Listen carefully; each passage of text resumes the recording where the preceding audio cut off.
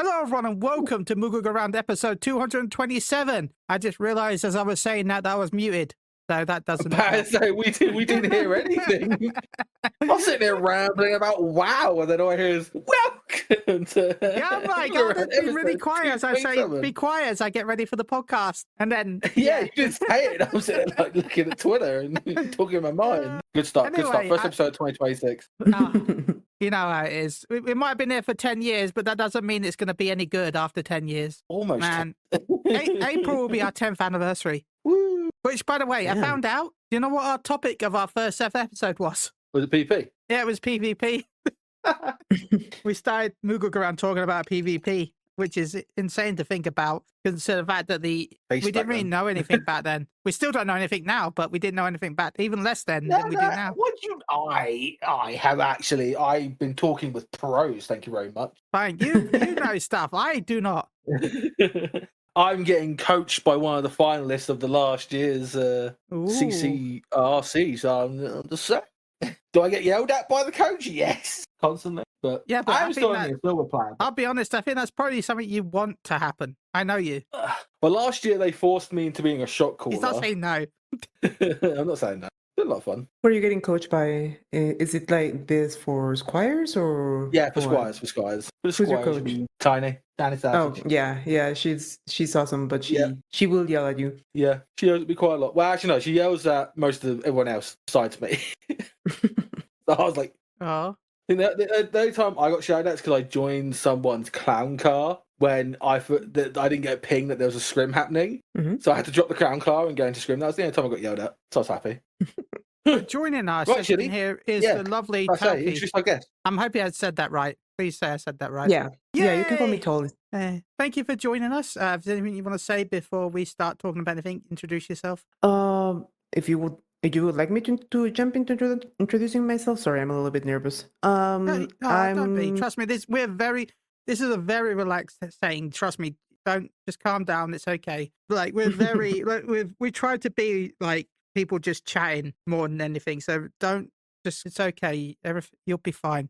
Thank you. It sounds worse, but yeah, you know what I mean. More than anything, thank you for having me on. My name is Talke Rainare. I am a gamer. I have been playing Final Fantasy XIV since 2016, perhaps, maybe 17. The dates are unclear. But as far as PvP goes, I have been around for around 3 years. I actually tried playing the Feast once, and it just never popped. So, like, my Feast experience is non-existent. I got into PvP proper after Crystalline Conflict was launched and very much fell in love with the challenge, the incredibly janky mode packed into the side of Final Fantasy XIV. And over the last 3 or so years, it has more or less come to occupy my entire life. So yeah, that's me. That's fine, man.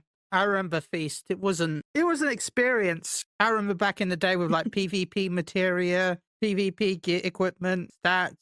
I'm so happy that we've kind of dropped all of that nowadays and gone to just a more streamlined experience when it comes to PvP. It sure makes it a little bit easier to just jump into and sort of get your feet wet rather than feeling like, oh God, I have to prepare sort of like I would for raid to even involve myself into this. Yeah, people back in the day would have a separate gear set just for PvP because it was better to not have over level. I think it was better not to have anything that was over level 30 because of the way the gear substats go down when it comes to level sync. Because a lot of people don't know a lot of the stuff that doesn't sync properly sometimes. So it was some people would have a separate level 30 gear just so they could do PvP with it. Like it was crazy. So if I'm brightly, materia doesn't sync down. So even if you did put the PvP materia on higher level gear, it wouldn't sync because materia isn't activated while sync, if I remember rightly. It's something like that. I can't even really imagine like having to design a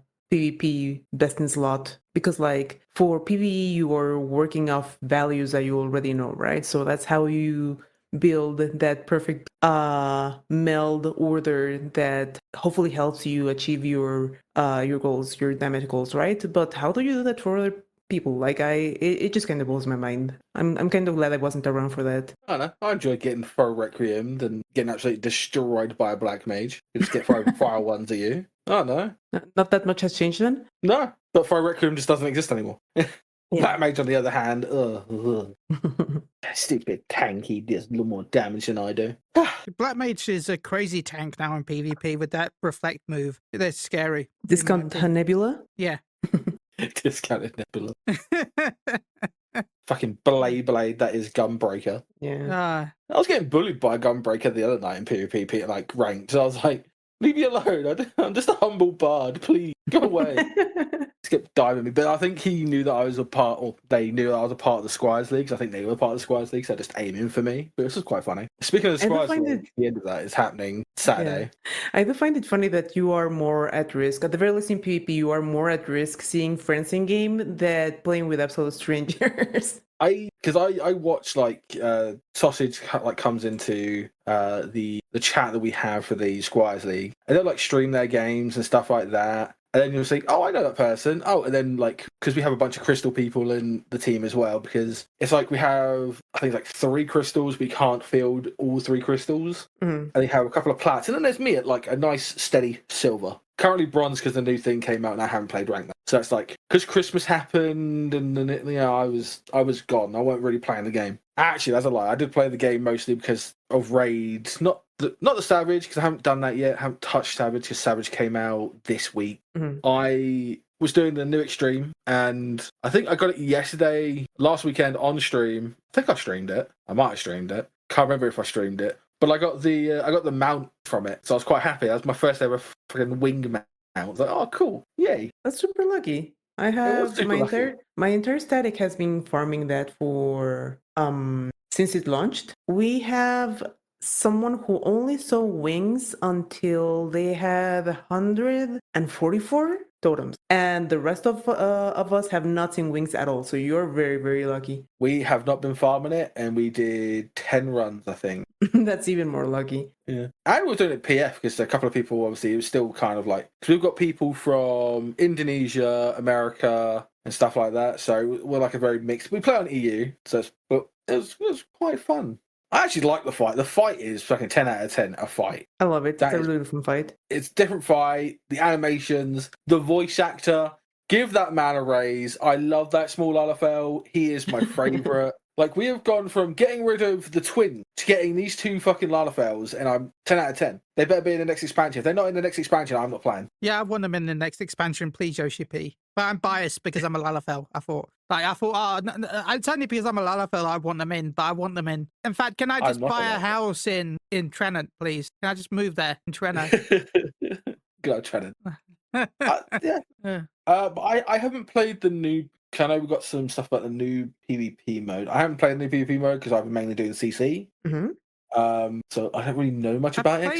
Again, playing CC. I played it a couple of times. I still remember the first match I did where I don't know. We came second in the end, but I don't know how this wasn't PvP. This was I think I was on Team Headless Chicken or something because the match lasted for about 10, 12 minutes, whatever it was. For 7 minutes. We had no point, not low points. No, we had, they were enemies were at 800, 900. We were at 0 because they kept picking on us the entire time. But still, it was just what's, I was like, that nearly put me off the mode. I'm not going to lie. I'm like, this isn't fun.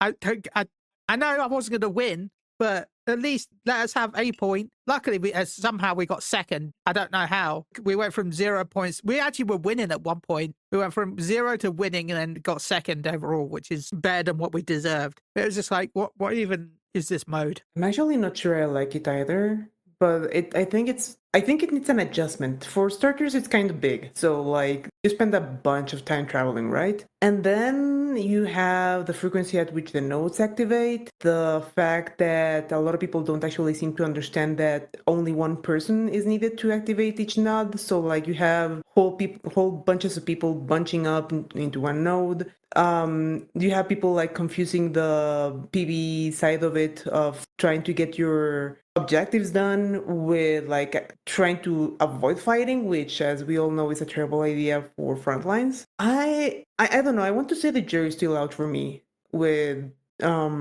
Triumph, but I don't know. At the moment, I kind of rate it as it wishes it could be Unsol, but it's not. That's fair. That's fair. Is there anything you would do to change it a little bit to make it a little bit more, a little bit more improved? Honestly, I would do some remapping of where the nodes are. Like, as you mentioned, for example, that you're on your first couple matches, you like it ran the entirety of the time. Like every match I've been on Triumph, almost times out. There's a lot of fighting towards the end because that's where like the meat and potatoes of the actual match happens, because you start having the aurora and the ice, and there is more motivation to fight. So people actually finally start getting battle high by that point. So you start seeing more fights, you start seeing more skirmishes all over the place, but it's a map that is very slow to start, and I think that is because you spend so much time traveling at the beginning. There is no real sense or reason for the good nodes to spawn so early, and I feel that is because of where they're located.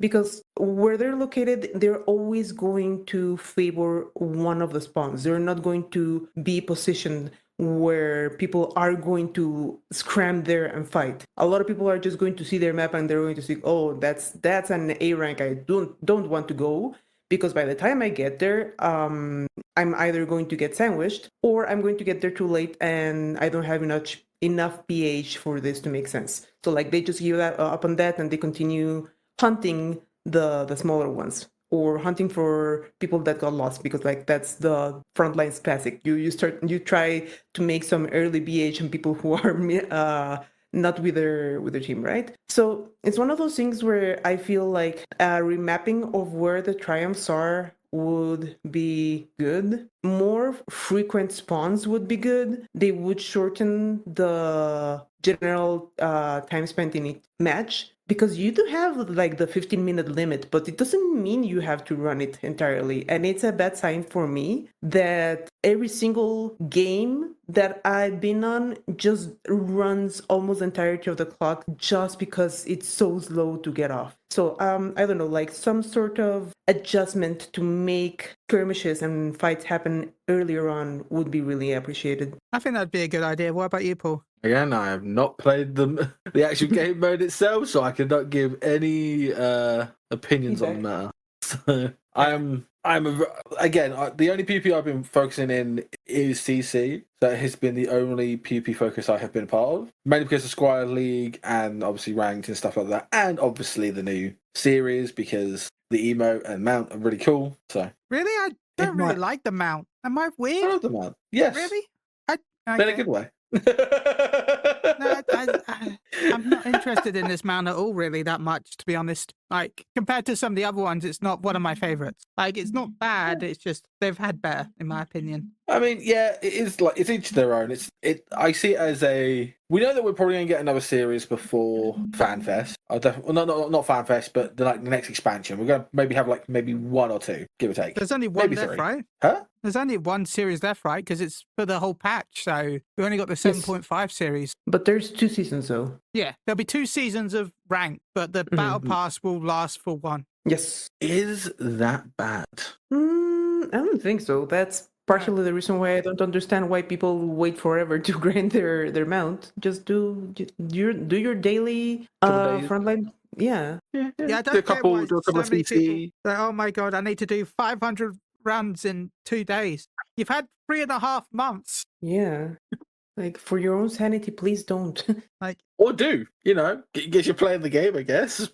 That's the kind of thing that worries me about why people do it at the very end. Like, for the most part, people who leave it to the very end do so because they don't actually enjoy it, right? So why would you subject yourself to something you don't feel very comfortable doing 500 times over 2 days? That sounds unhealthy, even for someone who loves PvP like myself. Trust me, as someone who did Saint of the Firmament and has done World Tournament in Dokkan Battle, yes, you're correct, it is unhealthy. As a person that plays League of Legends, playing more than 3 games a day is unhealthy. As someone who plays Gekishin Squadron, then. Yeah, but they don't have a voice chat or like a No, they've literally text banned chat. voice and text chat because they know how people can be. When I get called gamer words in chat, I know I'm playing League of Legends. It's like Instead, they just have people that press the target button on the boss over and over and over and over and over again. I'm like, yes, I understand the boss has spawned. Shut up. Boss is spawned. Boss is here. Boss is here. Boss is here. Yes, it's on the map. And I am sat next to it. But guess what? So is the entire enemy team. And you are not. So, yeah. Isn't that why Square, I think Square did a, can't remember, it was like good game or good match, something like that. They had to disable that actually in the game until the game ended for them to use it because people will use it maliciously. God, that was a word I tried to pronounce. Maliciously. Well, there's a lot of people who lose one match. No, sorry, not one match. They lose one engagement and they just are absolutely ready to give up. But honestly, for me, there's so many problems with quick chat. We could go the entirety of your show here, and I wouldn't be done with my complaints with quick chat.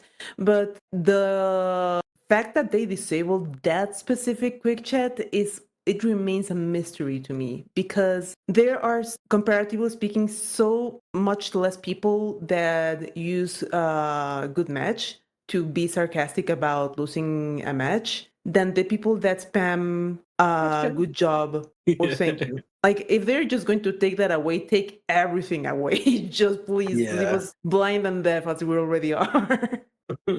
See what's with our macros and targeting, that's all we need. We don't care. Yeah. And again, I wasn't a feaster, but as I understand, there was a countdown macro in Feast. Yep. Bring that back. Make that official. That's literally the only one we need. Yeah, knowing that nice. How the countdown macros, I think would be so good. Definitely in solo queue. Because in LP, it's obviously your in-game leader is going, right, I want this person 2, 1, and then we all just fire off our our bazookas. And it's okay, this is how but that's not how it's won in solo queue. You can't get that. Mm-hmm. You might be lucky now a couple of competent people if you put a 1 marker and I think someone's got a countdown macro where it does the 2, 1 on someone and then we'd fire. But again, you don't get many people in there. Definitely not in lower league or lower thing. But I like seeing. Sorry, I was burping. Go ahead, sorry. You can kind of tell who is smurfing by people who call out at the lower levels because it's very common that people are waiting for someone else to take initiative, and the people that always go through the ranks the fastest are the people that make that decision for others. So it's always kind of this guy is calling. Are they a diamond in disguise? I wish. I hope people. I'm a silver player and I do that, and I'm if people are saying that about me, I get humbled. But it's better for people to call. A wrong call is better than no call at all. I tell the people that I coach this repeatedly. It's kind of a thing that I understand because a lot of people are concerned. People are going to flame me because I made a call and it was a wrong call and we all went and got massacred, right? But it's still better than no call being made at all and we are all sitting there waiting for something to happen. No, you have to have that initiative. You have to say, I want this to happen. Come with me. Let's try this. But that's just me. That's me too, because I love when people just sit around, with their thumb up their arse and it's okay, for a couple of these, for a couple of theirs, or they use their burst weird situation. Mm-hmm. Am I one of those people that have done that before? Yeah, because I have a 1 IQ, because I like being told what to do. If someone says, shoot that guy, I shoot them. Call me a yes man, but if someone tells me, use your burst now, okay, done. Countdown. I'm the same. I much prefer being told what I've got to do than I do. Yeah, I am the same, to be honest. Not gonna lie. The new CC map? Well, not the new, but the most recent one. Yeah, I hate it. Basic. I love that you say that I hate it, Chile, because that leads me perfectly into what I meant to this little anecdote that I have just from this morning. I was in a certain large Discord discussing about how many people hate Bayside, and I'm not gonna say like I'm a big fan of Bayside, but I like it much more than I like the other vanilla map, Palestra, for one very simple reason. The neutral, which is like the place where the crystal starts, is that much shorter, and there isn't that much place to start. So there is no real game of footsies there. You can't land there and go, what next? No, you have to go in with a plan, right? So we're discussing about how exactly do you approach it? How do you learn to do the Bayside opener without getting mulched? And the main question of that is who has initiative? If you have initiative, you can pre-mark someone at your spawn.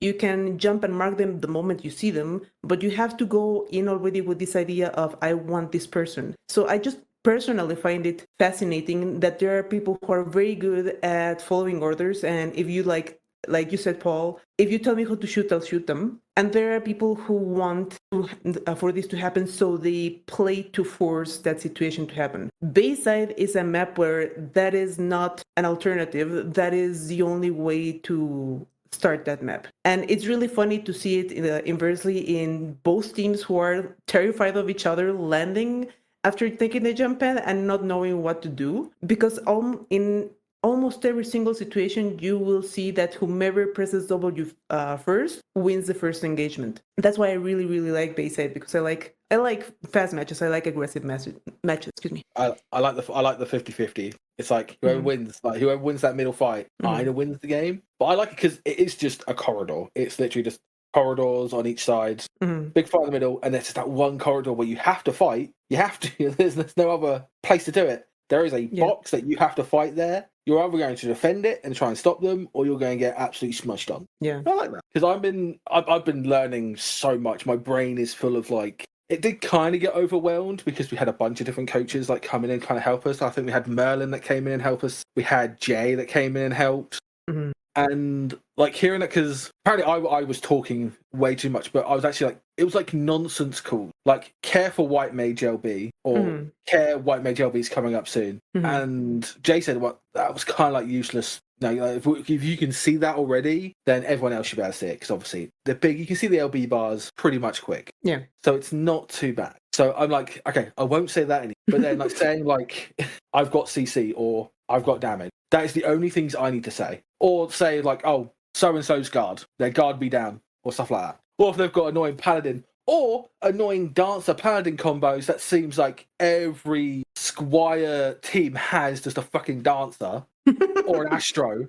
And then there's us over here like, we don't have any of that. You know? It's like, why has everyone got a bloody dancer? Why has everyone got an Astro? Why? Please. Because they're good jobs, sadly. Yeah. Not my favorite. Well, Dancer, actually, I have been playing Dancer on an alt, and I find it a lot of fun, but it's one of those jobs that it feels really bad when your team has no initiative, because you can't really go and initiate for them. But in LP, it's so good. It's so. I have a couple of clips from, like, I got blessed by RNG in my Japan alt. I got one of the absolute best players in my Crystal games over there, and I was like, surely I have this opportunity to like really enable them. And I got 2 games in a row where I was just able to make sure they had the filthiest, dirtiest dancer LBs, like 4 or 5 man person pieces, just 3-minute games. It was hilarious. I was playing Paladin at that point, so like,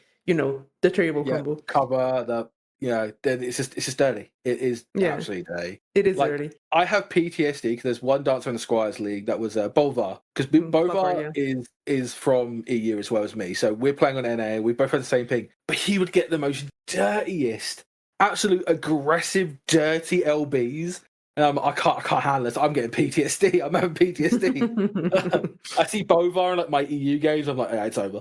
I'm gone. The thing about Bolvar is like he has been training with weights on for so long because he plays with incredible ping. Yeah, and like when he plays on like EU, it's like I have him in like normal CC. I see him a couple of games in like normal CC, and I'm like, I'm gonna get fucked here because I know like, he's held back so much. It's the same with me. I'm held back on ping when I play on NA because it's like, I have to think about 20 steers ahead. Are they going to go on me? If they're going to go on me, I need to pre-guard my pre-guard. It is. But it's fun though, because we don't Well, I don't think we have anything LP related on EU. At least I don't know. Like, I haven't seen any. Like I went to Chaos the other day. I tried to look for a server with a bunch of like PvP people on. And I just saw no one. Go to Wolfstead and there's like no one there. I'm like, oh. Then I go over to like NA and like on, I think it's Primal now is the rank server. Yeah, a lot of people are gathering in Leviathan. Oh, people. So many people there. Yeah. You know, talking and stuff like that. And I'm like, oh my God. Mainly talking shit, but, you know. And, you know, it's good to see. I'm actually kind of glad you mentioned that, because one of the things that, like, the majority of my friends are from PvE. Like, I have mentioned that I've been playing for a very long time, but, like, my PvP life, quote unquote, is relatively short. It's only, like, 3 years. It's, like, less than half that the amount of time I've spent in this game, right? So a lot of my friends are just not interested in PvE. And I find that kind of sad, because by far the most social activity, the most interesting events, the most interesting people I've met has been through PvP. People are much more about talking to each other, sometimes talking shit, definitely, but it's one of the spaces where I see more people be willing to knowledge share, to talk about what they've learned, to share their experiences, and to mentor each other than I see in PvE. I do see some very valuable players, mentors, and content creators that do try to fulfill that same function for PvE in this game. But I don't know, I just find PvP generally that much more enjoyable, because there are more interesting people involved and they want to reach out to others and be social and share their love for what they're doing. That is 100% the best thing as well that I've seen. Like Merlin, Jay, Sausage, like all like the high end people that have been playing PvP. They literally say, like, message me if you have any like queries or anything. Like, if you want a bit more help, message. And I'm like, if I did that in PvE, they'll tell me to go fuck myself or go to the Balance Discord. You're like, okay, fine, I guess. But everyone wants to talk. Everyone is like, they also like to talk shit. It's great. I love the talking shit. Again, I'm from League. League, I love talking shit. I got in trouble for talking shit, but it's fine. But this new, because the Squires League was done by the PP Princesses to begin with, and then it's moved on to Merlin, and some of the coaches are taking on. Yeah, Neo and Tamari, who are go-to players on their own right. And I think this one's been more enjoyable, a lot more enjoyable, because I know we've got the next league. I don't know if they're doing a next league, because obviously they've got the CCRC coming out. So a lot of people are trying out for teams, making teams, and obviously they're waiting for the tournament, stuff like that, which, again, it's going to be goated, because I want to watch that. Hopefully I can go to FanFest so I can watch it live again. So I enjoyed the crap out of that. It's going to be really cool. Maybe we'll see some of the people that coached me up there. If we do, then I'm going to be like, getting the signs out. Be great. You're absolutely going to see some people. I'm very much cheering on for Merlin's team for CCRC. I do hope I'm not jinxing them, but I'm the biggest fangirl. I really hope to see them in the finals, because they're my favorite team, and I want them to get the recognition they deserve. We had Merlin like fill in for us to show us how it's done, type thing, and it was like watching like Faker like come like coach me for a session. I was like, this is sick. So knowledgeable. It's like, now if you do this here and that. Because I'm playing Bard currently. I didn't want to play Bard. Last season I played Picto and Bard. Yeah. I was playing Picto because I liked the burst of Picto. And then I got switched over to Bard because Sausage was like... Because I got coached by Sausage in the last one. Sausage and TJ. And this one... I think their name is it Rain? Reen? Why should we got to have hard names? It's Reen and Sausage that are like coaching us, and Reen's been away obviously because the holidays happened, so we've only had Sausage. So and she's been a lot of help. She's been absolutely goated in coaching. Obviously she likes to show us. She's been showing us her scrims from her actual team ready for CCRC. So we've been seeing out all the scrims and how that has been going. Which is a whole nother beast, because it's so much different from obviously Squires League, because they're just professional and they're just so good. The comms are clear. It's just a whole nother animal. And then you got like obviously solo queue. That is like fend for yourself. Good luck. Have fun. Yes. If you get up to Crystal, you get up to Crystal. Get up to Omega, that's fine. I watch like Yashimir. Ashimir he's a fun one to watch. Yeah. Yuri Fins. I sit and watch them while I'm like chilling. I'm actually going to go ham in a couple of days. I'm waiting until the Squire League ends, because I'm like, okay, I want to play a little bit more PvP rank, and then I'm going like, I will sign up for the next Squire League, because I really enjoy the Squires League, because it is a thing to get into LP. Then maybe I'll get into LP, maybe I'll grab a team or get into a team. Who knows? Probably not. I'm quite bad, but it's just a fun, because I love playing League of Legends. I like playing Team League of Legends because they're different dynamics. Solo queue is, again, fight for yourself, have fun, show that you have like 1,000 hours on one class type thing. But then when it comes to team play is a whole nother animal, because it's team play. You're working as a team. Yeah. You're working with like 4 other people to be the best. I like that shit, because I did that in League. I was in a semi-pro. It's like between amateur and semi-pro. It's like in between that in England when I was younger playing League of Legends. And I loved that. I loved playing League. I was a support main. Bloody loved it. It was great. Had fun. Went to a couple of events. And then I stopped because I needed to get an engineering degree, because just in case this didn't work out, I could go back and do engineering. Then I became a cripple, and then I couldn't use my engineering degree. I should have just kept to League of Legends. But Hawksley switching jobs, so nothing changed. What do you mean about switching jobs?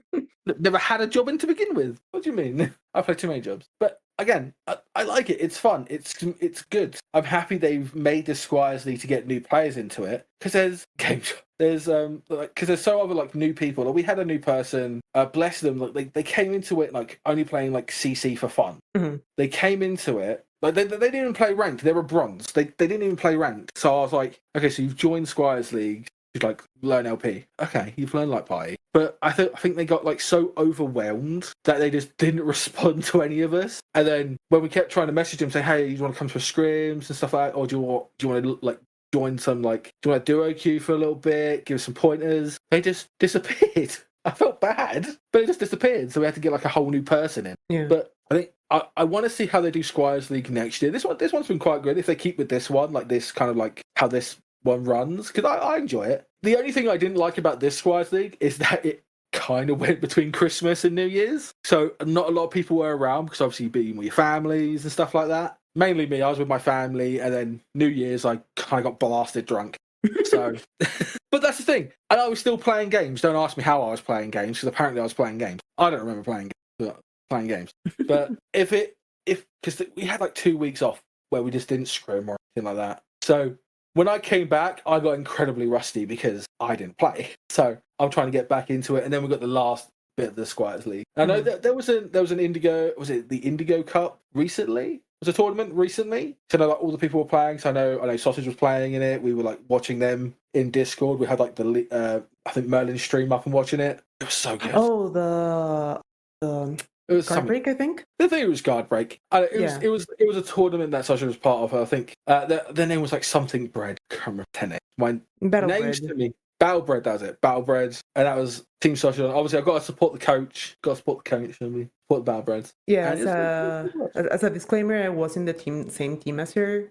And since you mentioned your own experiences in Squires, I actually coached it for the first one. I was coaching the Patch alpacas originally, and one of the things they requested of me was that at some point I put them against, this is not my words, a real team, so that they would actually know what it felt like to scrim against other proper teams with like proper callouts, so they could watch the footage, so they could reference her callouts, that kind of stuff. Yeah. And I wasn't counting on the fact that playing against players that are that much more experienced and that much more, let's just call it playtime. They have that much more playtime on them and have sort of developed the kind of thing that you want as a player and as a team for so long.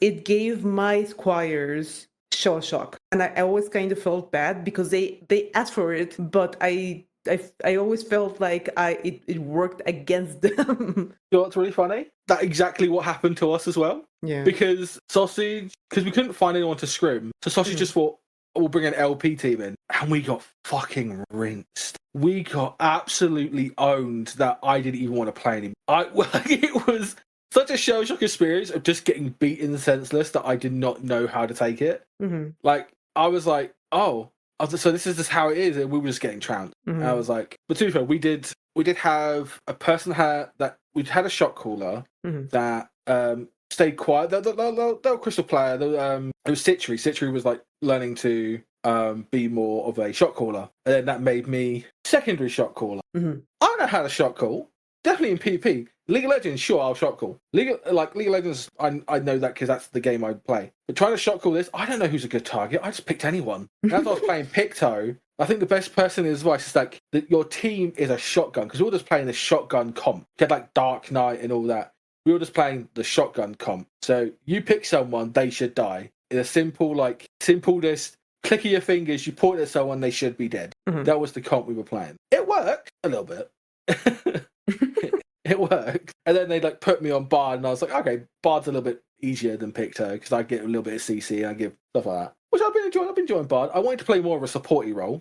But yeah, getting trounced by these like actual people that have played LP so much and like a proper team, they deal with it. I'm like, yeah, I just got trounced by them. There's not much we can do.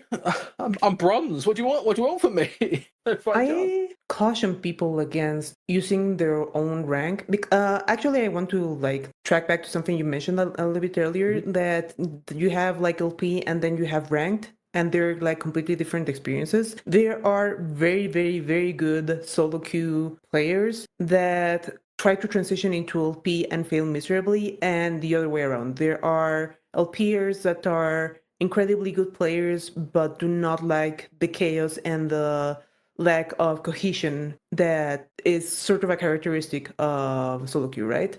So I feel like they require different skill sets to succeed in, and that's sort of why I caution people against saying I'm just a bronze, sort of like in the same, like if you're saying it sort of as a joke, as in I'm just a little guy, please don't attack me, like that's funny. But at the same time, there are talented little peers that do not enjoy their ranked experience and maybe bronze or silver or whatnot, but have they just don't grind that because they don't enjoy that. So yeah, you could say, but then put them in the team, they become a fucking god. They're like, this is where you're meant to be. Yeah, it's one of those things where you kind of like have to say, yes, I'm bronze, but like, are you bronze in hands or are you just bronze because you don't engage much with rank? There's those are two different things. Like I think Chili's like fell asleep. I don't think Chili's like Chili's. No, man. I'm listening. So, Chili, what do you think about ranked and LP gameplay? I don't really. I should have applied for Squires League. I was tempted to do it. I might do it next time if they do it again. But ranked, I'm also bronze. I really want to try and push one day, maybe so I can try and get some of that feast armor. But then I have to keep jumping to a different server, and I'm lazy. What do you mean you're lazy? It's on your home. It's on Primal. I'm on Aether. Yeah, but you have a character on Primal. You started on Primal. That's true. I started on Primal. I still have that house, so that's like saying like to me, keep like my house on Primal. Like Cerberus, I started on Cerberus. Cerberus is my home. Though I don't have a character on there, and I had to switch due to the data centers getting split, and my raid team was on Phoenix, and I was on Cerberus at the time, so I had to jump ship. So it's like. But I am thinking about starting a kind of like I always say, that like one to hero series where I make a new character and I just play rank and see how far I get. Which I was tempting to do as like a warrior, because warrior is very Unga Bunga. Well, okay, it's not Unga Bunga. It is probably one of the greatest classes when it comes to you can dictate how you want to pick someone out. Because they have home gang, they have rend, they have the self heals. Though they are squishy, like they're like the squishiest tank out of all of them. But when their guard's down, they're squishy, but then they just hide away and then wait for their cooldowns to come back. I wanna play a warrior and try and get up the ladder, dictating what I want to do. It's tempting because I've been playing a lot of ranged and stuff like that. I've been enjoying playing Summoner because Summoner's quite fun. I've been enjoying that. Other than that, I'll see how I feel. After Squires League, after my Warhammer tournament, I'll see, because I play a lot of Warhammer. And speaking of that, I'm actually going up to a grand tournament, aka a GT, which is a grand tournament at Warhammer World in Nottingham, where Warhammer was made. I'm actually going up there and doing a grand tournament for a weekend in April, so I'm scared of that. But again, I am the 28th in England. Just saying. I don't know why. It's a small flex of something completely different from Final Fantasy 14. Where I'm a mediocre raider, but I've really been enjoying PvP. Again, the PvP community is probably, I'm gonna have to say, my favorite, just because again, there's a lot of shit talkery, but there is, again, it's a lot of avenues to get better. Yeah. A lot of people can help you. A lot of people can help you talk about what you did wrong when it comes to LP or solo queue, because there are people that will help you in solo queue. There is people that will help you in LP. And again, there is different types of parts you can go for PvP. You can go the more solo queue route, where you just want to play solo queue, play ranked, have fun like that. Or there is the LP way where you can join a team, become better in a team environment, and, because they do tournaments, there's always something happening in the PvP zone, be it like events, Squires League, LP, tournament, and stuff like that. There is so much more. You don't see that in PvE. You don't see, you see the world race. That's it. What was that? 2 days, not even, that it's been done? Which, by the way, I had fun casting. Thank you again to Frosty for letting me part of it. I enjoyed watching you cast while I was, can't remember what I was doing at the time. I think I was playing Baldur's Gate while I was watching the side. No, that's a lie. I was doing Unimus. That's a lie. I don't want to say though, Chili, you were also in what was my favorite Frosty event, in the Bayside Showdown, the one with the content creators. Oh, that was fun too. Yeah, I just really, really wish, and maybe they were, I'm not entirely sure that this is not the case, but I really wish that Square Enix were looking at what Frosty put on and at initiatives like the Squires League and the smaller but still community-based tournaments that Rising Star sets as sort of a blueprint to, how can I say this? To grow the community more than it is, because it is kind of remarkable that the community is the size that it is and sort of built around this solid core of people that never left because this is what they love doing about this game. But we are an incredibly tiny part of this community. As far as the Final Fantasy XIV pie goes, we are the tiniest possible slice. And even the LP community is a smaller slice of that slice. So, we are just not enough for sustained growth, which is where initiatives like the Squires League are just so goated, so important, because they bring in new, fresh blood. They make it so that more people pick up an interest and realize, this is not actually the idea that I had of PvP. This is fun. There are people to talk to. Yes, there's some ugliness in the community, but there's some ugliness in every single niche in Final Fantasy XIV, even in G-posing. So it's for me, it's not an excuse not to engage with the PvP community. Well, at the very least, not a good one.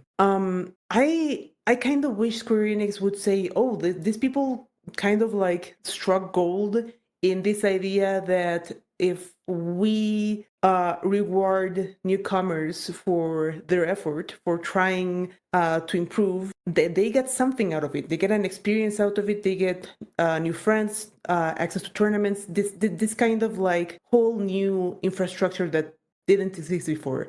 It can't come down to just the players to be constantly setting that up, because our reach is limited, but the actual owners of the game could do so much more around that. Oh, I agree. They don't do as much as they used to, but they used to do PvP streaming on their official Twitch. That was a regular thing. You would say at least once a month, right, Paul, at one point? Yeah. You would say. And they don't seem to do that as much now as they used to do, which kind of sucks. I know that Aya was a huge fan of PvP. I remember when they suggested a long time ago that they wanted, I don't know if it ever actually happened, but the original plan was to have a PvP set up at FanFest and have it programmed to work with fight sticks. So you had to play PvP with fight sticks, which I thought was kind of funny and cool. Yeah, I know that was one idea that they threw about at one point. But yeah, I do feel like there is a lot of stuff that Square Enix needs to do to keep an eye on the community, to keep improving it, because there is, as you said, there is a limit what the players can do. Mm-hmm. Yeah, and I may pester them in the future, maybe, and see what I can do. Because we all know that Chili works for Square Enix. He has Yoshi P in his mobile right now on speed dial. Look, every time it happens, I get more and more suspicious. Okay. But no, I'm very lucky, and I will say as always, I'm very lucky to be able to. I've done multiple interviews in the past with Square Enix, so I'm very lucky to have this chance. Again, big shout out to Square Enix for allowing me to do stuff like that. So yeah, maybe I will try and bring it up in the future, maybe at FanFest if I get to go again. Oh, that would be lovely. Because I will go ahead. Sorry, Karen. No, you go first. It's okay. Oh, sorry. I will definitely be trying to go my own way by securing a ticket through CCRC finals, but I definitely it's out of my financial reach. I'm to make it to FanFest. I don't think I mentioned this, but I'm from Mexico, and that exchange rate is absolute murder as far as the tickets go. So we kind of decided, yeah, we're not going to try that. Yeah, it's like for us, it's like 200 quid a ticket. It's a shame that they're pricing people out of it now, because the whole point of it was for people to have fun and celebrate the game. And if you keep increasing the price, you're just going to have the people that want to complain will be the ones that can afford. Yeah. My God. Sorry. There's like a storm outside or something. It was just wind. That's like one of my windows. Also, one day I'll visit Mexico. I've always wanted to go. Okay, when you do that. But I would love to show you around. It was one of my mum's dreams that she wanted to visit Mexico one day. So I want to do it, for her one day. So did she have a specific city or state in mind? No, she didn't. But she wanted to go during the the Day of the Dead sort of time period. Oh, that is lovely literally everywhere. Yeah, you can sort of like throw a dart, like except certain states which I wouldn't recommend visiting, but like most places, just it's my favorite season for living here, for everything. Day of the Dead, Dia de Muertos.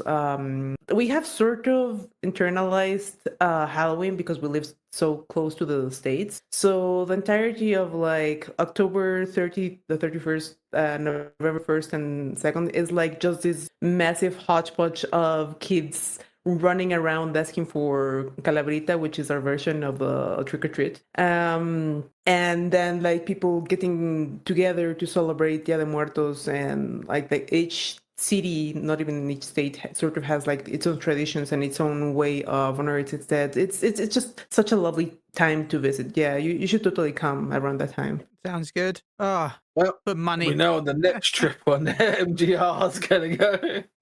Look, I don't have unlimited money, okay? It could be a next year job. Yeah. But this year we've got to try and get to Berlin. Yeah. We've got to try and get tickets and then go to Berlin. Yeah. Well, to be fair though, get to Berlin's quite easily. I'm going to say, this is why our country sucks, Al, because me going to Berlin will be almost cheaper than me doing London Fan Fest in my own country. Yeah, it did cost a lot to admit. Like, the hotel is a bit more expensive, obviously, but like, right, the flight is £80 return. 80 to £100 returns, right? My train was 140. Oh God! This country sucks when it comes to public travel. Yeah, but the trains like to strike. Okay. Yeah, it's not like they're getting paid enough as it is. Yeah, that's we true. Can't talk about this because or our government will be coming for us. We can't be talking about this. Yeah, yeah, true. I guess I'm too pretty for jail, so But yeah, FanFest, like we do have we do want to try and get to FanFest. I know I'm going to try and put, because it starts in February where you can start doing the sign up forms. Yeah. To hopefully get a code to get the tickets first, or it's going to be a mass dash on Eventbrite to try and get a ticket. So that's going to be very interesting. I will have money saved for it because again, it's like £200. The only fault is that I'm also going to a wedding in February, which again is going to cost me money. So my friend's wedding, so I'm going to go over there. Again, it's in. I say it's in London. Actually, it's in a really nice. You know what a mill is? You know, like flour mill stuff like that. Very lovely. It's a converted mill to a wedding facility. So they're getting married there. It's very nice. It's gonna be fucking freezing. Considering it in February, like it's cold now. Like I am freezing. It's icy outside. Actually, it's not bad. Actually, it's 6 degrees actually currently. The last couple of days it's been like -1, -2. This is pretty good weather actually. But yeah, but other than that, yeah. No, I wish that Square Enix would push PvP more. Shit, I wish they did the world race a little bit more, because I know like the WoWs were the WoWs, bloody hell. Sorry, let me get my own accent out of the way, because that's gone fucking weird. Ha. So the WoW world race, fuck it. Terrible. I swear I have not had anything to drink. All I've had is Pepsi. That's all I've had. I've not drunk today because I've got scrims in like an hour. But like, Blizzard does a little bit for the world. Though it is like a bunch of walking. They have a bunch of walking. We don't. We just have like 8 people and a stream. That's it. Like Frosty has taken the least in that. And obviously we've got the PvP community like Merlin. Merlin does a lot of like the streaming. We got a lot of people doing that, and Rising Stars and all that. Like do a bunch of their streaming stuff. It's good to watch. I wish it got more. I wish it had more people interested in it. It got me interested in it. I've been fucking loving PvP. Am I bad at it? Yes, but it's something I can improve on. It's something you can all improve on. It's like learning a rotation in PvE. Once you know it and it ingrains in your head, you know it. It's the same with PvP. Though it's quite reactive. But again, it's fun. I enjoy it. I will get into ranked. I will even do ranked streams. It'd be great. It'd be great fun. I might even make a whole new character for a bit of fun for it. Because why not? But I will give it a bit of flair. I personally really like it's a little bit. I did mention earlier that the PvP community, like as a core, is very small, right? But I find it kind of remarkable that in a lot of PvP servers, you visit someone else's stream, generally someone that is playing ranked, and they get on average more viewers than the average PvE stream, even while not really being an experienced player. It's basically like we see a new face and we all get curious and go collectively peek our faces in there and like try to reassure them that we don't bite, kind of. Kind of, unless you're on the enemy team, then we do. But we want our since you mentioned that, it like I'm bad but I want to get good, like that is quite literally like my opening spiel for every newcomer, that we all started bad. If someone tells you that they were a superstar from the onset, they're lying. Like they may have been faster to learn the ropes, but this game is one of the reasons why I personally find it fascinating is because it has just this almost endless learning curve, and it just gives my brain in particular so much stuff to chew through. Sorry, I know I can English. So much stuff to chew through and so much stuff to sort of process and try to develop my own thoughts on, that it's almost kind of addictive. I really enjoy being given the chance to like continuously push myself and like try new jobs. You mentioned, for example, that you wanted to try out a warrior, even though you're mostly ranged main. One of that's actually sort of the natural curve for most players. They go in the first time as melee, get absolutely shreked, and go like, okay, this is not safe for me. I'm going to try something different and find that range that they like. But after you have had some exposure to how to play more safely or better, or how to get in and out, like more fundamentals of the game, I always encourage newbies to try a melee. Choose a melee whose flow you really like, and accept that you're going to get killed a lot more on it because that's the nature of the melee job. And just try at it. Experiment with different things. Ask other people how they climbed, what you're doing wrong, what you could do better. Record yourself, share those videos with people so that they can give you like pointers. That's one of the really fun parts of your individual learning curve. That chance to say, okay, this is forcing me to think about how I engage. And that's the part that is missing for PvE. When you do PvE, and this I say as someone who has raided for a very long time, once you learn the dance, it doesn't really deviate other than at certain points. What the boss does, they do every single time. Sometimes a mechanic may have a variation in the middle or some sort of like change, but there is a limit to what you can learn in each boss, right? PvP is not like that. Every single question is different. So I'm sorry, like my nerd is showing, but it's one of the reasons why I really enjoy PvP, because it forces continuous learning. That's fine. I love to learn new stuff. Now I'm gonna get like really stupid. I put on my CV, I love to learn. Because I love to learn new stuff. Yeah. Reading stuff, on the other hand, I'm terrible. What I mean I'm terrible is because I am dyslexic and I'm a hands-on guy. I will learn with my hands. Mm-hmm. Reading stuff, I'm bloody terrible. If someone gave me bullet points of what I did wrong. I will sit there and read it for like a minute. I'm like, well, not even do like this is how to PvP, and I'm like, okay, how do I apply this? Yeah, how do I apply it? And then someone gives me a video, or someone comes and tells me, let's try this out on a dummy. And I'm like, okay. So I think that's the best thing that Sausage that she showed us was work on your sync, get onto the boat, get onto those dummies up top of the boat, and work on your sync as a team. Yeah. Because that's the best thing. Like, we did that last squad season, and that helped. Again, because we were playing the shotgun squad. And then we didn't do it much this season, because, again, this season's been very, very chaotic in the sense of either people have been on break, or obviously we've had that big break over Christmas. So it's like, okay, and now we've got the end of it coming up, which is going to be fun, because it's happening this Saturday. I don't know who's streaming it. I think it's on Merlin's stream, or it's on the Squire League stream. I think there's actually a dedicated Squires League Twitch stream now, so its own Twitch channel. But for me, I'm going to be fucking dead, because I have a Warhammer tournament the same day. I'm going to get home like 2 hours before the actual tournament starts, and I'm going to be shattered. So I'm going to try and like take a small nap, or I'm just going to sit here in my chair and be like, I'm going to eat some food, maybe take a nap in my chair, put an alarm clock on, and then I'll play and leave. Like, I don't think we're going to get very far, because there are a lot of good teams this Squires League. It's very scary. And I don't feel like I'm not there yet in the terms of like, I don't feel ready. If you know what I mean, I don't feel ready for it. I feel like there is so much more I could learn. And so, but that's also about, there's no like, oh, you're not going to like win anything. If you win the tournament, I think someone gets like, I don't know if it's some guild or, I don't know. I didn't breed that. I just joined because I wanted to play PvP.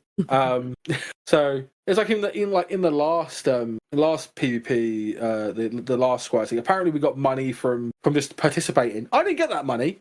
I didn't know, because I was playing on an ult. I didn't care. I didn't give a shit about guild. I was just there to PvP and learn PvP. And this one, playing through PvP and just saying, you're not there to win, you're there to learn. You learn more by losing, you learn more by playing. Winning, you do learn a little bit, but winning is just winning. You don't need to win. I think a lot of people, again, because a lot of people in my team, I'm going to talk shit about them now. A lot of them solo queue. A lot of them are solo queue gamers. So they want to win. They have the whole, like, we want to win. They have to win. They want to win. And they get very disheartened when they lose. Everyone gets disheartened when they lose. When I lose, I'm like, yeah, I lost. But then I feel like it was because of me. Because the people I'm playing with, they're like crystals. But again, it is different, because it's like, we're learning the LP way, where rank doesn't give two shits. Okay, well, everyone else rank, you're playing LP. I'm learning to try and play with the team, because maybe later down the line, I want to be part of it. It might be a little bit more down the line, but maybe I want to join a team and be like in a team. Maybe. I don't know yet. I'm in that land of where I'm like, I'm enjoying PvP, but I've still got so much more to learn. And I don't want to join a team that is like decades in front of me, and I'm going to bring them down. I'm going to be their anchor for what they could be. Do you know what I mean? Yeah, I totally do. It's actually one of the things that I really want to see out of Squires is more people interested in making their own teams and sort of like developing that sub-tier of teams that are just now starting out, and they can scream each other and develop each other and become like good screaming partners. Because one of the issues that we have particularly in North America, which you both play in, so like it's more evident there. But it also happens in Europe. Shout out, Woo, because look, I play in North America because when I first started the game, the European servers were in Canada. No joke, that's where they were. They didn't have European servers, and then they're like, we're making European servers, but by the way, they're next to the American servers. And then then later on, they're like, oh yeah, maybe we should have them in Europe. Maybe carry on. One of the issues that we have is longevity of teams. If you spend enough time around LPers and see enough tournaments and sort of like, let's call it a period of 6 months, and you start paying attention to who plays and who wins and whatnot, it's one of those things where you realize, oh my god, this community is super top heavy. And by top heavy, I mean it's the veterans that dominate.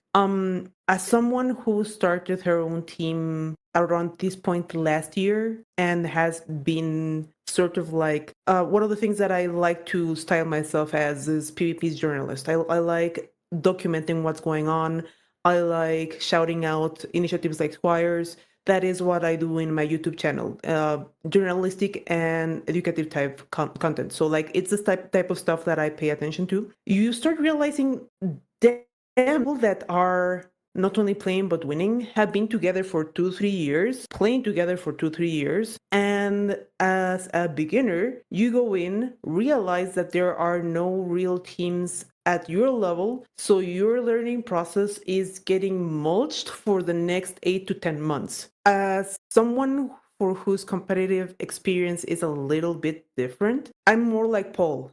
I understand that it is almost a requirement for learning to make mistakes and to lose, and that happens a lot in PvP, because for Final Fantasy XIV itself, PvP is almost like a knowledge check. It's how do I deal with this instance, how do I deal with this cooldown, how do I deal with this LB, how do PvP presents to you a problem, and you having the tools to be able to solve it kind of on the go is what gives you the chance to continue getting point progress or whatnot, right? So when you're a beginner, and as Paul said, you have this mentality of I have to win because this proves, I don't know, my worth, or this is what I'm here for, or I don't know, everybody must have their own reason, right? And then you go and scream these teams and get beaten up repeatedly. It's so hard to develop as a player, particularly as a newcomer, because you feel like, well, I get like a crumb of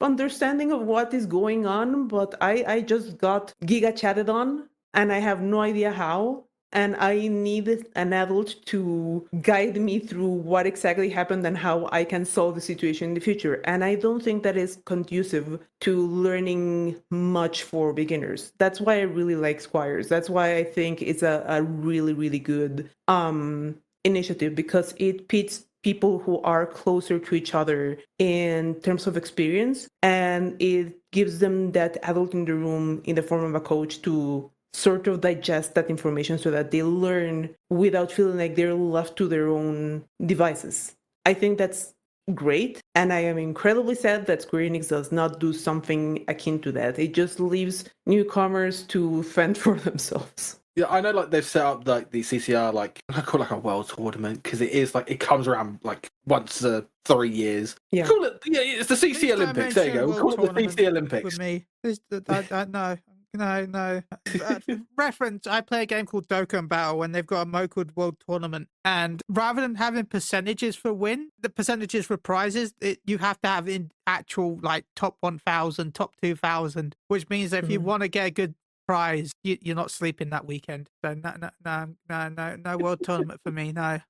But going back to it, sorry, with Final Fantasy and obviously Square Enix, they have now this CC tournament that they do for FanFest, and they do it for obviously like the month coming up to FanFest, so people can, well, not the month coming up to FanFest, but getting near to FanFest where teams will be competing and stuff like that. They don't have anything to element new players to get into that. That has now just been the players have been doing that. Yeah. They need someone to develop this. Though, yeah, like I think they just did it because it's like, oh, maybe let's do good. And they did do good. I enjoyed watching it when I went to FanFest. I enjoyed listening to Brian and that, talk about it. It was good. I enjoyed it. I enjoyed watching it. I got hyped when I saw a kill. I got hyped when I was like, oh, this is, it was good. Will I enjoy it this year? Yeah, I will. But Square Enix need to put in a place where over the year, I would about to say, how about we bring in team ranked, so it's a whole new mode, still CC, but team? Because then I would love that. Yeah, because it would bring. Oh, okay. There are teams now working in the league where it's 5v5, it's ranked. We got the ranks, and then at the end they see the leaderboard and be like, okay, we can invite these people to the tournament. Yeah. Yes, there may be some win trader teams and stuff like that, because there always is. I do want to address that, because I feel like that there was a team feast season, if I remember correctly. I don't know if it was 1 or 2, but win trading was the reason why it was shut down. Win trading continues to exist. Before anybody engages in that, I do want to make this disclaimer: nobody's win trading in gold.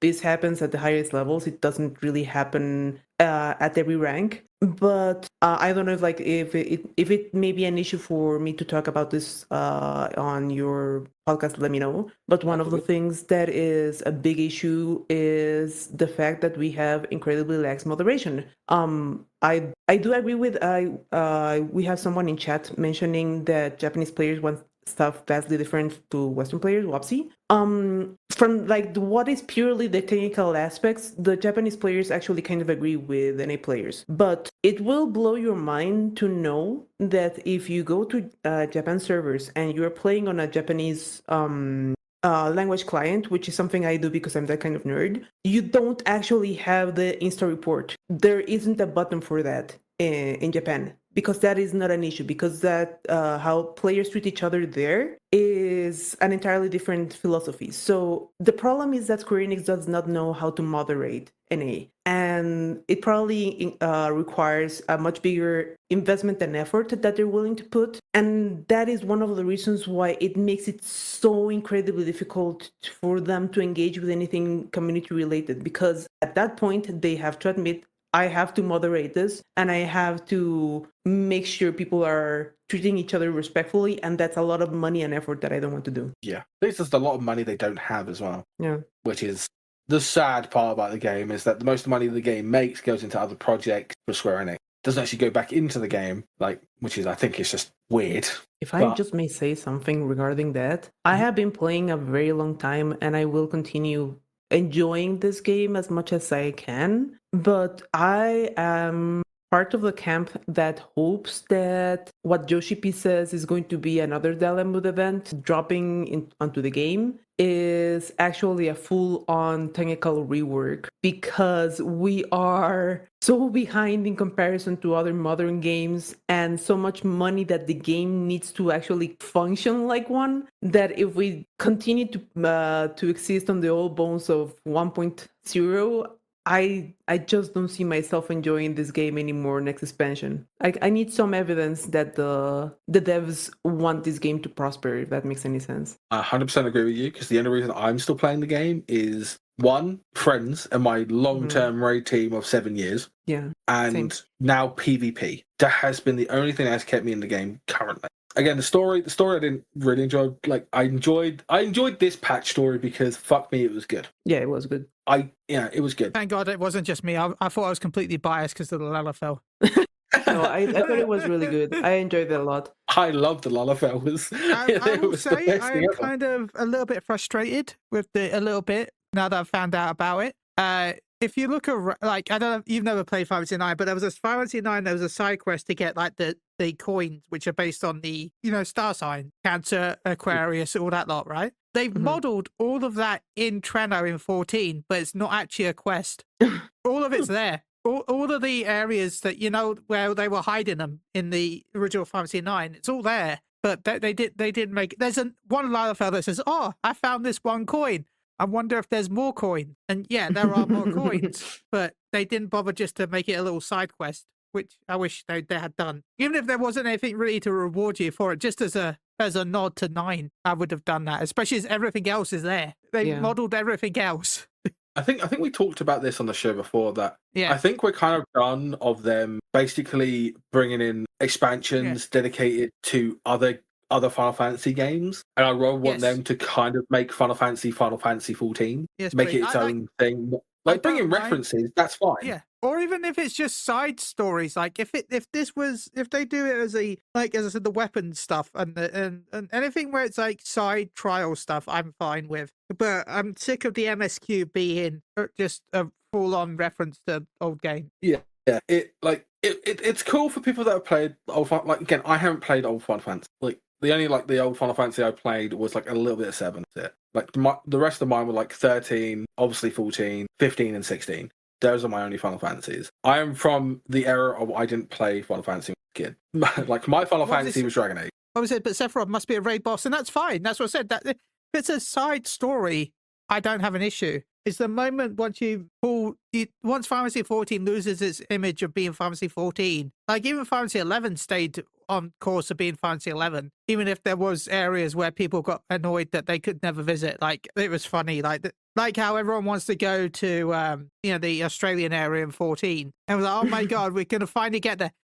So as someone who played 11, we had that same issue, except for the fact that in the intro they showed Tavnasia, like the whole town, like in the intro, and everyone's like, oh my god, we're finally getting expansion to Tavnasia, and I was like, yes, and then we're in a hollow in the cliff, all the way nowhere near it for the expansion. They're like, yeah, we're going. By the way, we're not going. We're going to be in this cliffside. Yeah. So it's like of how the story has kind of ended. I do feel like we're going to go like dimension traveling because I feel like that's where the next expansion is going to go. Just with this patch, and I'm like, oh, okay, I love a little bit of dimension travel. Okay. I really hope you mentioned that. Sorry.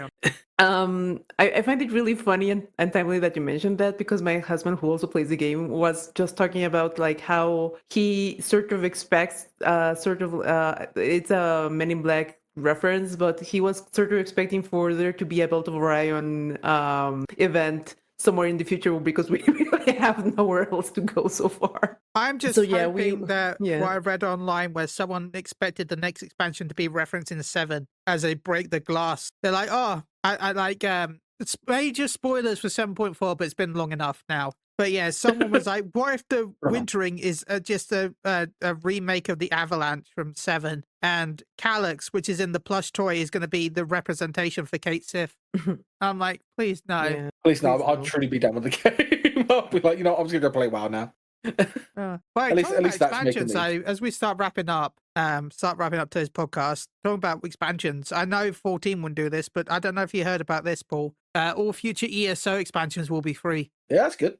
That's really crazy. Good. The idea of doing that, like I doubt 14 would do it, but the idea is kind of crazy when you think about it, really.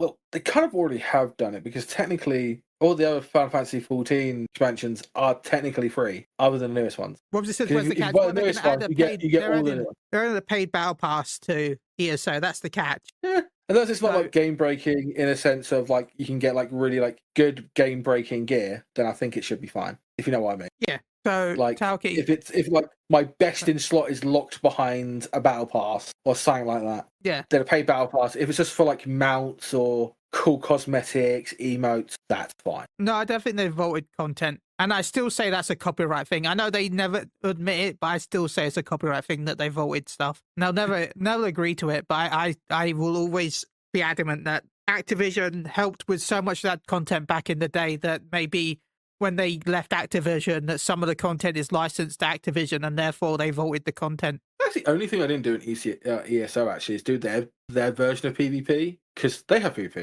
I didn't do that much of PvE because I feel like their PvE or their dungeons, their player base just wants to run through it, even though it's a very story-written game, because ESO is just a very nice story MMO, because it has like a bunch of the story where it's just talking. It's great, because it's all voiced. That's the best thing. It's all voiced.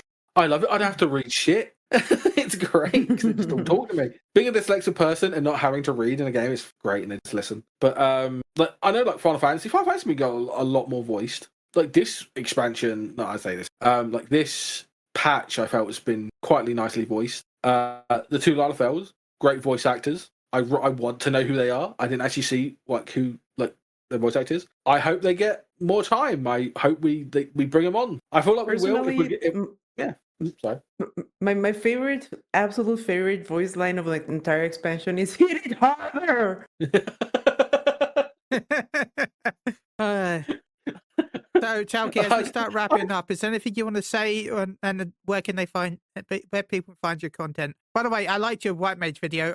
I learned even more about White Mage by watching it. I didn't know that I got extra shields if they had a debuff. Not gonna lie. Oh, you mean the White Mage under 90 seconds? I think it was that. Yeah, one? yeah. I should pick up that series again. I enjoy doing it, but I got busy. I'm sorry. Sidetracked. That's the word. You don't say you're busy, you just get your sidetracked. What did you? I thought you just said BCNM for a second. I'm like, wait, what is this? Final Fantasy 11? That was a burning circle notorious match. So I don't have that much more to say other than thank you for having me. This was a blast, and I had a lot of fun. As you guys probably noticed, I really enjoy nerding out about PvP, and having a place where people will engage with me about it is just gold to me. If people are more interested, I am Talke Rainare on Twitch and Talke XIV as it's on the screen on YouTube. On YouTube, as I mentioned, I mostly do journalistic / educative stuff. Also, I do take meme ideas. I just enjoy video editing, and PvP is like something that allows me to get stuff out that way. I do think I do have X/Twitter and Bisky. I am Talke XIV in both of them. So if you want to hit me up, I always follow back. I try to stream, but I don't really do it that much. I tend to focus more on YouTube content. Yeah, that's me. But thank you for having me. No, thank you for joining us. I had a lot of fun. Seriously, thank you. And thank you for bringing all your insights for PvP. You know, It's a pleasure because seriously. I talked more than Chili this podcast, which is something that never usually happens. Well, thank you for that, Paul. I can't take it because I've been enjoying PvP. I love my PvP. I've been loving it. I think I'm going to keep going with it. It's great. Maybe we'll join an LP team. I don't know. That's future Paul's problem. Yeah. Chili, where can they find you? Well, you can find me over on Holified Saying Gaming on YouTube. You can find me here on Moogle Go Round Radio on Twitch, where we'll be streaming Baldur's Gate 3 tomorrow, probably, maybe. And also, I stream Pharmacy 14. So, yeah, that's where you can find me. Yeah. And you, Paul. I don't know why I did finger gun. No one can see me. That's what I do in finger gun. You can find me, obviously, on Moogle Round on the weekends, where I stream my raids and stuff like that, because raiding is fun. Anyway. You can also find me, Paul_Bun on Twitch as well, where I stream wherever the hell I want because I just do the hell I want. It may be model painting, it may be PvP, who knows? But yeah, you can find me over there, and you can also find me on Twitter if you really want. I don't really care. PaulMetal1, where I mainly just tweet pictures of my models because I'm weird. Yeah, that's pretty much it. I don't really know what else. Yeah, again, thank you to our guests for being on and talking a bunch of PvP, where I've been also talking about PvP. It's been weird. It's been great. That is the first episode of Moogle Go Round of the year. Will there be more? Yes. I mean, hopefully, yeah. Yes, there will be more. It'll be my birthday on the next one. Chili will finally turn 18. Yeah. He can finally get on Discord. I'll be turning 39. But will I still be ID'd for 25 pairs of scissors? I still can't believe that. About a year and a half ago, I got ID'd for scissors. For scissors? That sounds like a distinctly UK thing. Yeah. Well, you have to be over 25 to buy cooking scissors. Oh, interesting. Yeah. We age rate a lot of things in England that probably doesn't need age rating, really. But we do anyway. Because, yeah, Whopsy's finally time to start that OF. Shut up, Whopsy. Anyway, thank you all for listening. We'll be back in 2 weeks with more Fantasy 14. Thank you, everyone. Until then, bye-bye. Bye-bye. Very well.